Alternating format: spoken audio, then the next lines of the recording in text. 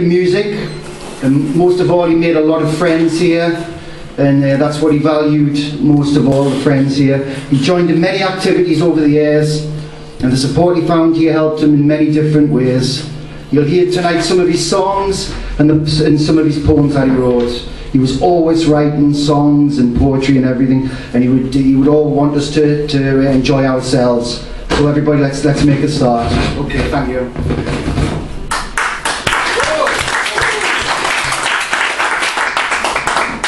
I'll read one of Bill's poems out first. Okay, this is called Making Visible. He is seen in the dark, holds out his hands like an everyday man, larger than you or I, larger gestures, larger emotions. The mind picks up what is in his mind and puts it down in ours, showing by the way he moves that an empty stage is full. He walks against the wind, leans on a mantelpiece, defends himself against pickpockets. Makeup hides his expression to show more, giving him control of what we see. He remembers himself as a boy of 14, learning this skill. The blushes in front of the young girls, the stumbles back, the missed movements, the stops to think, what now? Then the master shows him, like this, now in command, in demand, yet property of the paying public. He moves his own way, climbing through technique to genius. He is displaying the facts the crowd know about their lives. In an hour, they will be back in their big villas. He will be back in his tiny flat. For now, he is calm in the darkness. He owns his own space. Thank you.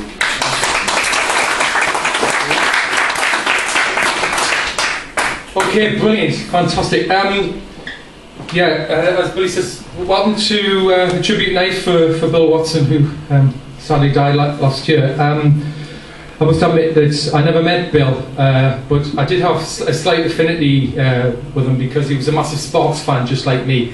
And as every Sparks as every Sparks fan, the essence of being a Sparks fan is we know we're right and everybody else is wrong. Okay.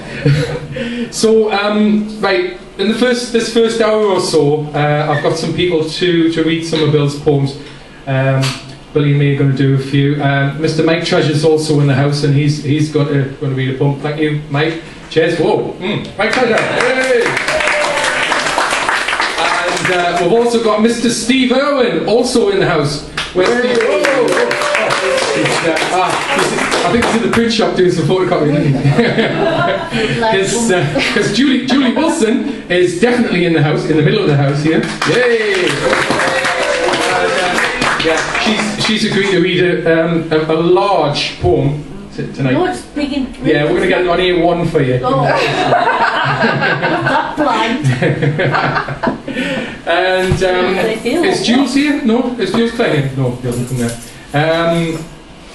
Also, Maggie Moonbeam is also in the house. Yay! And it was Maggie's birthday yesterday. She's 21 again. She's 44. Well, there's not much difference. Is Karen here? All right. We've got Yvonne Young. She's agreed to do some poems as well for us. Yep.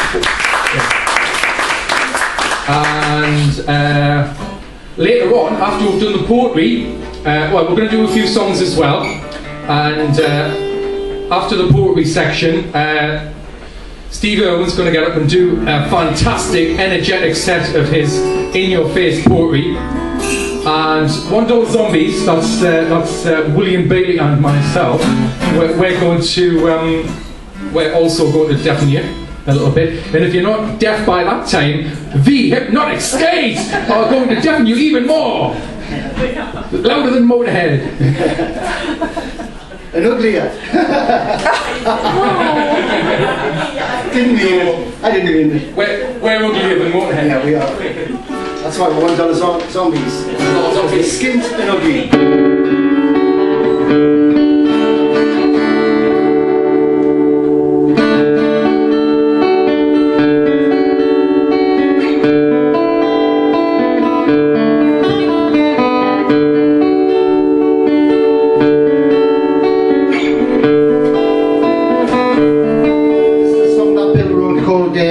wrestlers.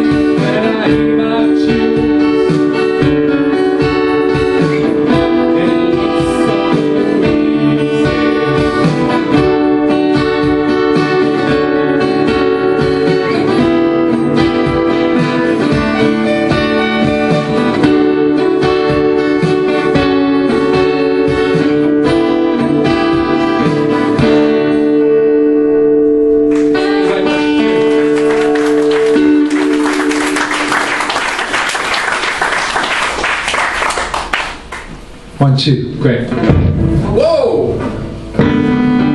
More music from $1 Zombies later!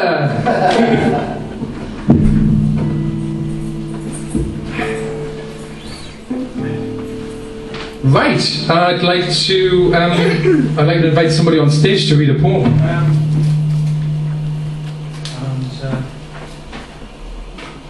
I think the most appropriate person in the room at the moment to read a poem is Mr. Steve Irwin. Thank you. Steve Irwin!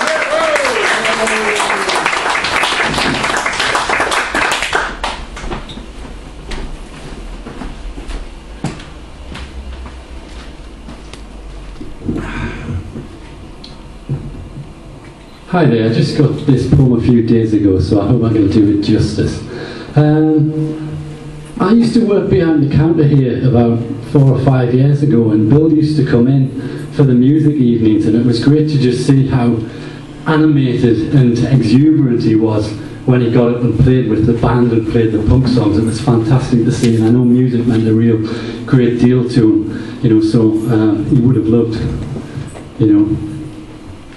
full-on music.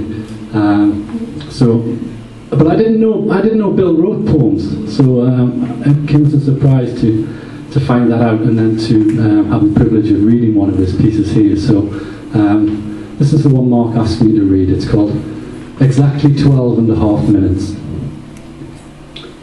I wake up on a cloudy day, exactly 12.5 minutes before I have to get out of bed.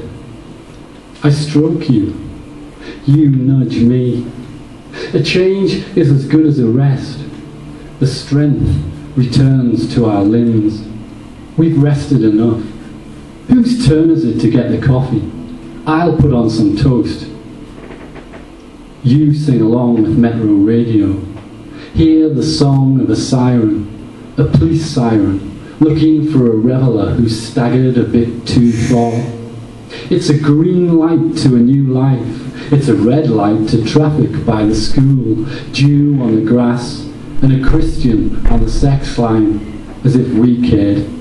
For all we gave and took and shared, a part of me remains outside. You gave yourself wholly. I often wonder why I never let anything just be itself. Why one moment's never enough. If I could ever let me just be myself, you and I could find out who I am. Then, would you run a mile? I would. Thank you.